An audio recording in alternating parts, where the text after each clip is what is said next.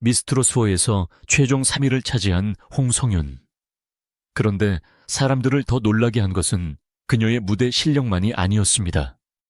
홍성윤의 가족이 충청권을 기반으로 한 수백억 원대 자산가 집안이라는 이야기가 알려지면서 큰 관심이 쏠린 것입니다. 자동차 부품 제조업과 세무회계 소프트웨어 사업을 함께 운영하는 아버지.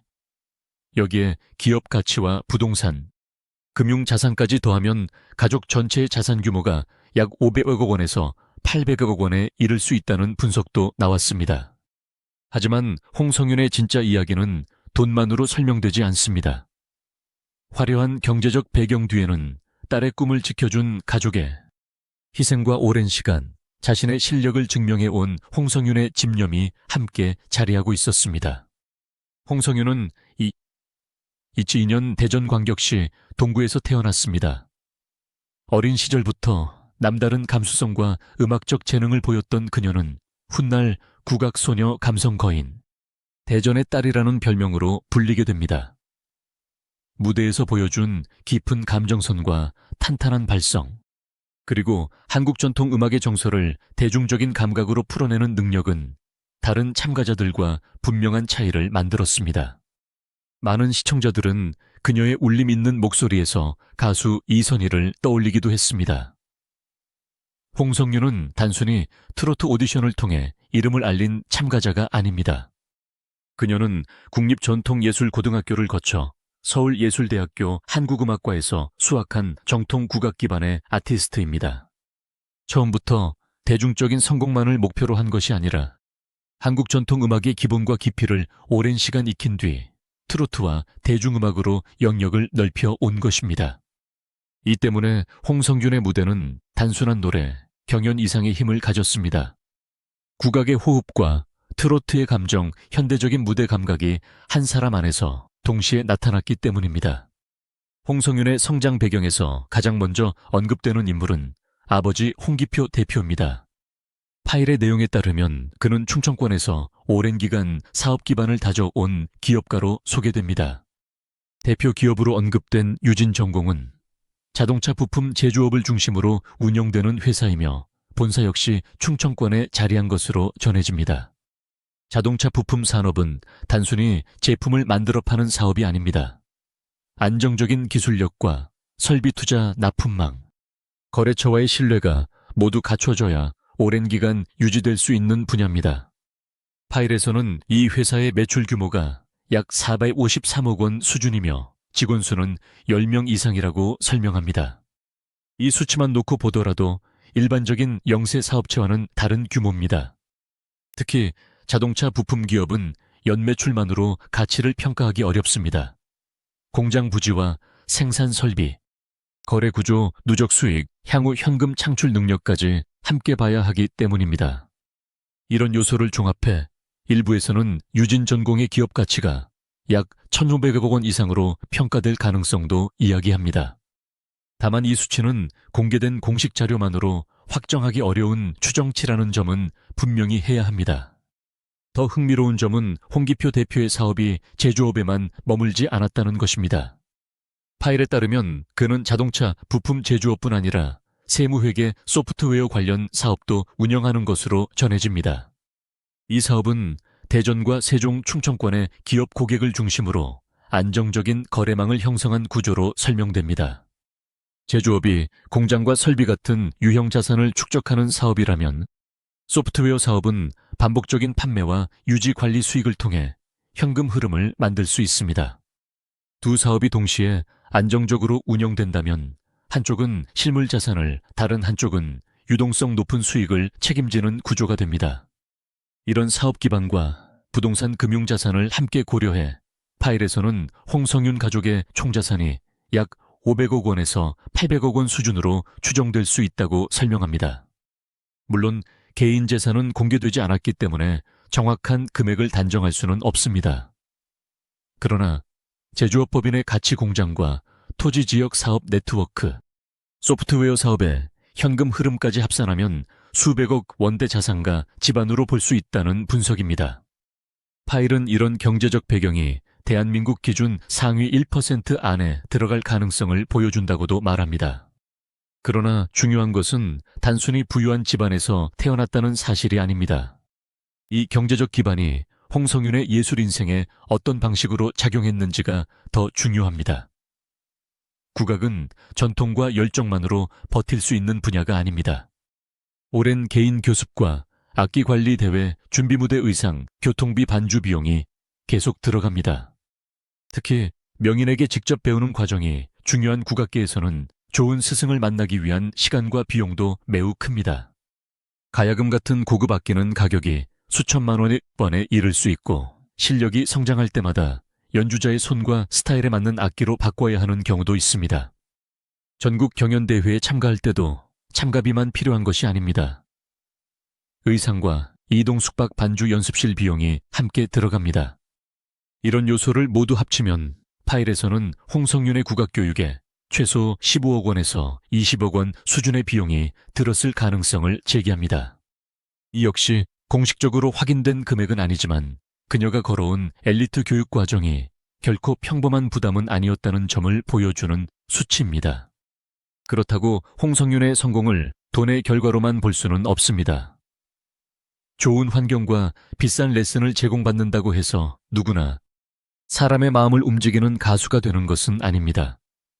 국악의 긴 호흡을 견디고 가야금 연주를 익히고 다시 트로트라는 전혀 다른 장르까지 소화해낸 것은 홍성윤 자신의 노력과 감수성이 있었기 때문에 가능했습니다. 경제적 기반은 그녀가 포기하지 않도록 지켜준 방패였지만 그 기회를 실력으로 바꾼 사람은 홍성윤 본인이었습니다. 홍성윤의 가족은 아버지와 어머니 오빠, 홍성윤 남동생으로 이루어진 세 자녀 가족입니다. 파일에서는 두 형제가 아버지가 일군 사업을 이어받을 가능성이 있다고 설명합니다. 반면 홍성윤은 가족 중 유일하게 예술의 길을 선택한 자녀로 소개됩니다.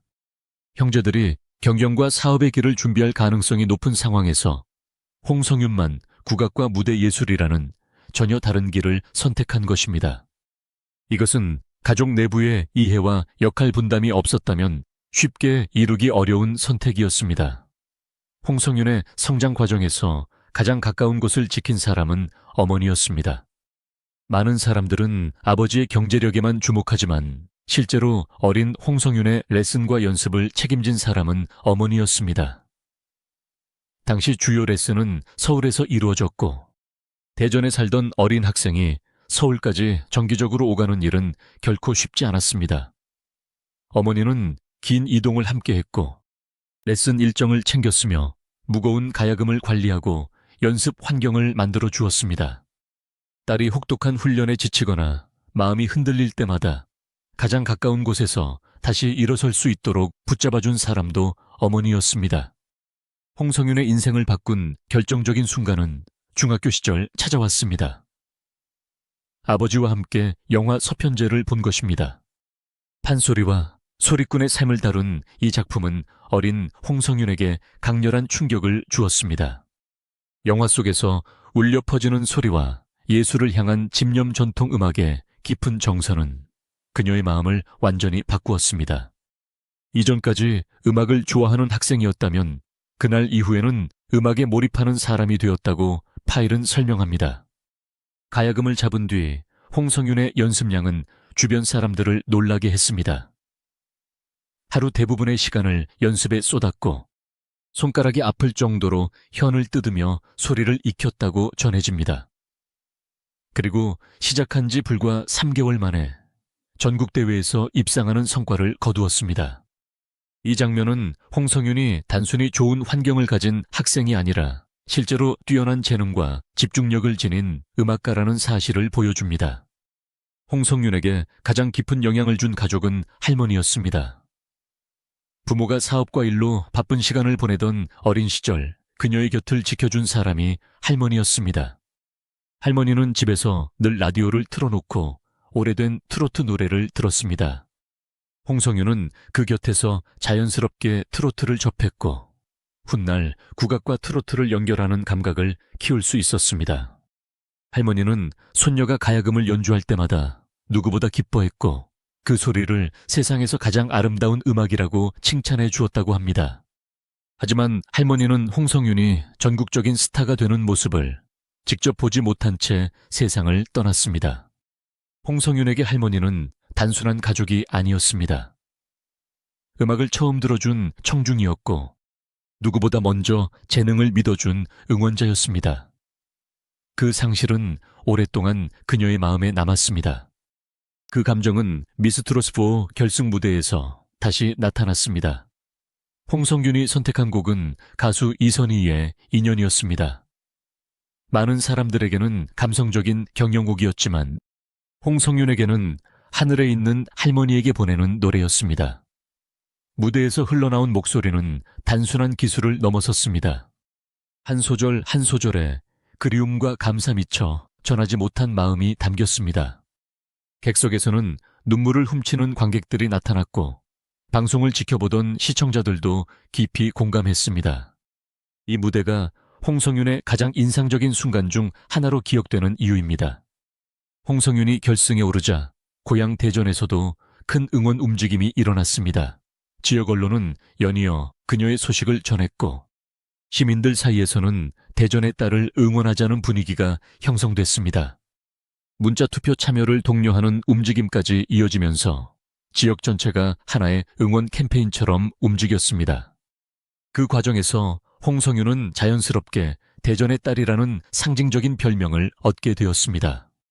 현재 홍성윤의 가장 큰 강점은 국악과 트로트 크로스오버를 동시에 소화할 수 있다는 점입니다. 국악에서 다져진 깊은 발성과 감정 표현, 트로트의 대중적인 매력, 장르를 바꾼도 해? 장르를 넘나드는 실험적인 감각을 모두 갖춘 젊은 가수는 흔치 않습니다.